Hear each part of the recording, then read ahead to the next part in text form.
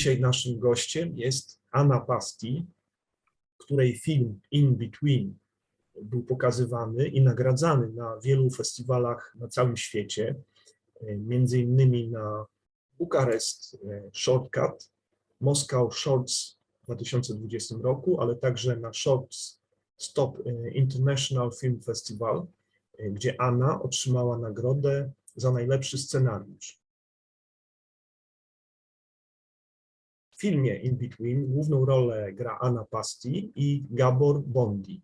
Scenariusz i reżyseria tego filmu to właśnie Anna Pasti. Anna, grałaś w wielu dużych światowych produkcjach, grałaś też w krótkich metrażach, ale ten film, In Between, jest twoim pierwszym filmem, który wyreżyserowałaś. Powiedz, dlaczego aktorka, bo jesteś głównie aktorką, dlaczego zaczęłaś reżyserować? Skąd decyzja o stworzeniu swojego własnego filmu? Hi everybody, first of all, once again. Excited about this interview and particularly this question. It is my first film.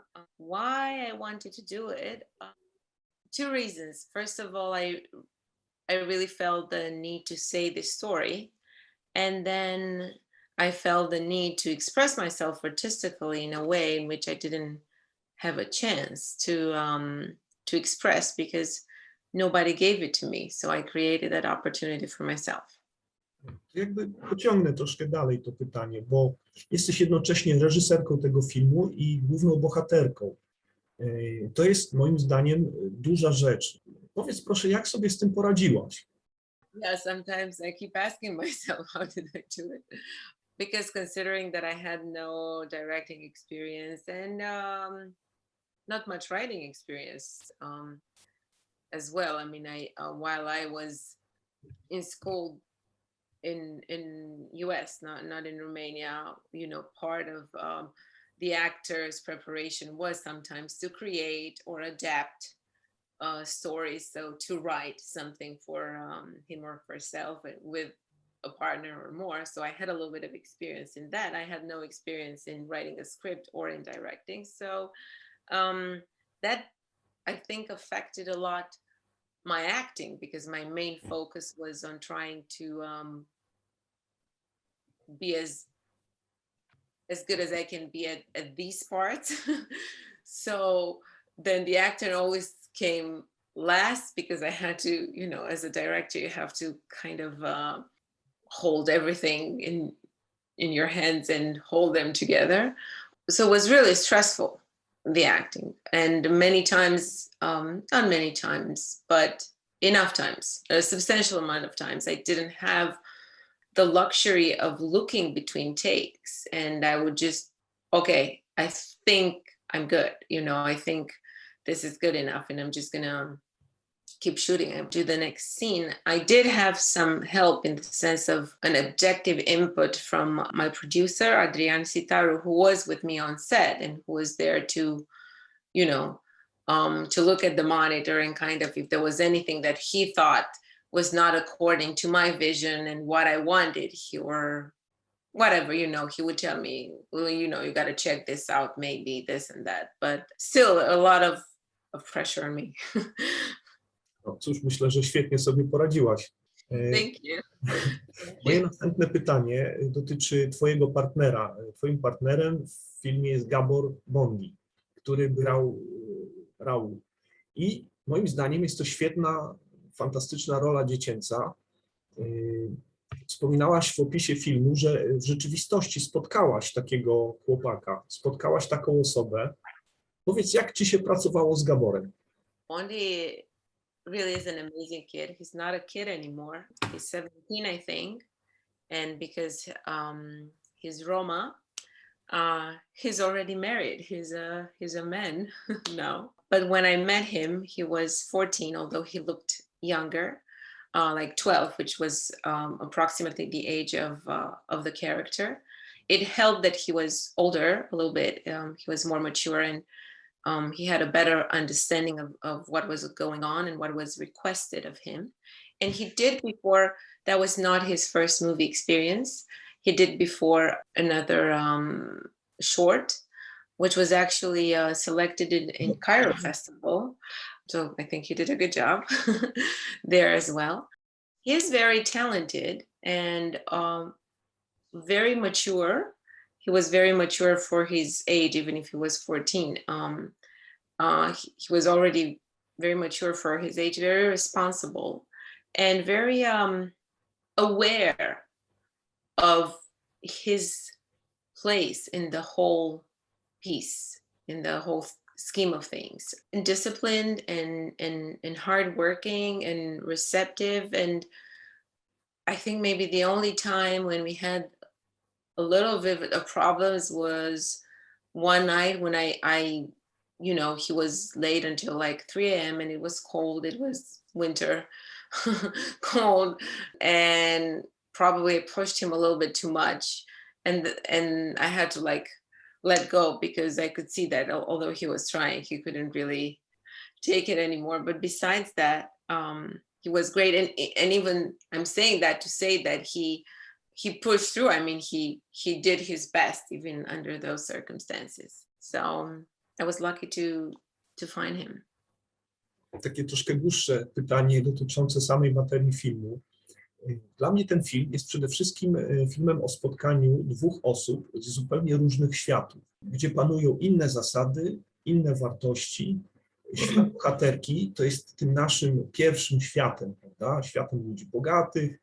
On jest skomplikowany, niejednoznaczny, a świat chłopca jest znacznie prostszy, bardziej jasny, z prostszymi zasadami.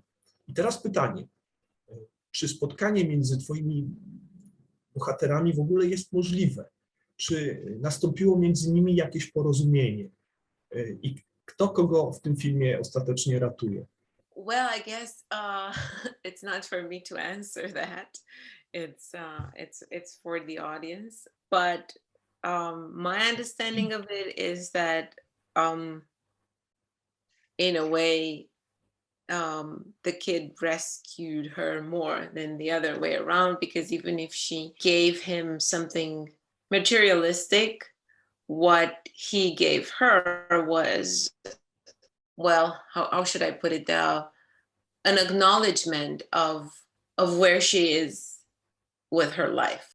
I mean, I think she also tried to give him something more than just material or practical things when she corrected his grammar, which, by the way, that's one of the only few elements that happened in real life. I took this kid that became the character home, and none of the other aspects of the story are true except this one, where I corrected his grammar because my impulse was to try to give him something else besides money and food and drive him home, and to kind of show him there's a different world out there through grammar, at least a little bit. Yes, if we were to choose who's saving who, I think the kid is the one who saves her, because with his authenticity, she forced her to look in herself and where she is, and to accept that this relationship is damaging for her and that she should probably stop. To jakby idąc troszkę głębiej jeszcze w tym kierunku, to już jest przedostatnie pytanie. Chciałbym Ciebie zapytać o ten kontekst społeczny tej sytuacji, bo w opisie swojego filmu przewijał się taki właśnie wątek takiej winy klasowej, że oni są z różnych klas społecznych. I czy to jest takie istotne w tym filmie? Czy ten wątek klasowy i społeczny, czy przez niego należy interpretować ten film? I wasn't focusing necessarily on that, but I think it is very important. The most important thing is that these two words meet through their loneliness, different type of loneliness. But I do think it's important to see it in this perspective of the clash between the two classes, because when I drove this kid back home in real life, I felt very useless, and that feeling is the feeling that actually made me want to do the movie. I drove him. It was in the middle of the night, just like in the movie. It was in a bad neighborhood of Bucharest, the worst, I think. I've never been there before. And I left him, at the entrance of an apartment complex in the dark. And that was it.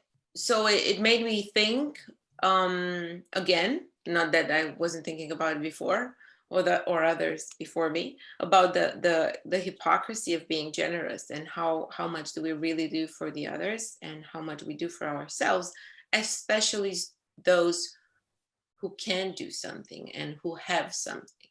So for those who have the resources, which are the middle class or the upper class, how do we really relate to those that don't have it? And when we do something for them, what does it really mean, and what is the value of what we do? So in that sense, I think the classes are important. Jednak już ostatnie pytanie, bo czas nas troszeczkę goni. Ja chciałbym bardzo serdecznie podziękować za Twoje odpowiedzi. Muszę powiedzieć, że bardzo podobnie odczytałem ten film. Chciałem, żebyś Ty to powiedziała, bo to jest dla naszych widzów bardzo ważne. Także serdecznie Ci dziękuję, pozdrawiam i oglądanie Twojego filmu było dla nas naprawdę dużą przyjemnością.